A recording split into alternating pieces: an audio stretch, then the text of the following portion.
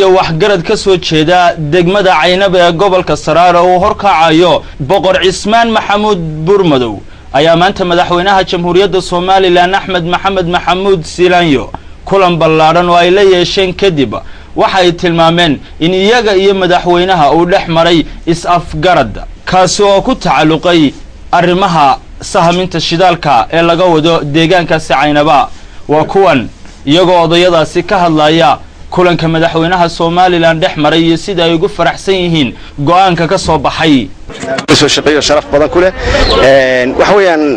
sidaad la wada socotaan arrimihii khilaafka dhaliyay batroolka ee ka dhacay Saraar iyo Caynaba mushkiladoodii xalinteedii baa lagu jiray madaxweynaha loo gudbiyay odayaasha laba jeer bay wada fariisteen si sharaf badan oo qiimeyn badan iyo ixtiraam ku jiro ayuu madaxweynuhu u soo gabagabeeyay arrinkiina amara cadcad buu ka bixiyay waan la aqbalay odayaashina way qaateen arrinkaasi khilaafkaasi wuxuu ku dhamaaday is-afgarad iyo wanaag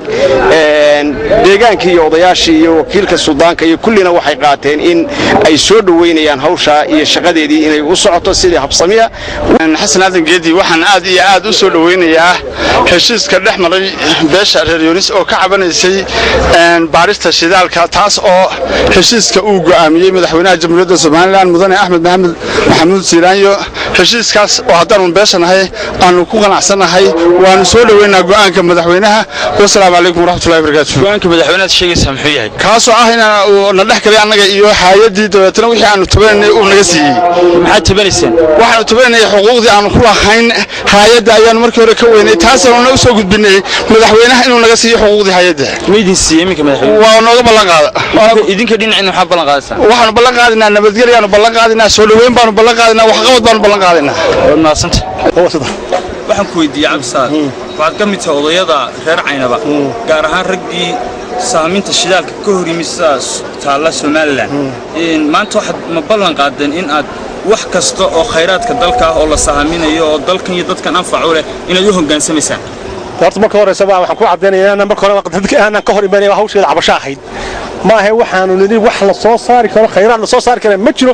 marna maana oran hawsheedu waxay ahayd cabatin un baahida aanu ka cabanay shirkadda ka cabanay ma maraba ma ana oo laba soo saar shidaalka waxaanu cadeynaynaa inaanu hawsha dhammaynay salaadiintan iyo cuqaashan iyo waxgaradkan sidoo kale waxa ay tilmaameen maray si gaar ah ula hadlayeen guud ahaanba dadka ku dhaqan deegaamadaasi inaanay cid gaar ah ka lahayn kana sheegan karin deegaanka Caynaba iyo guud ahaanba gobolka Saraar sidoo kalena ay soo dhaweynayaan wax kasta oo khayraadka iyo horumarka wadanka ah oo laga baarayo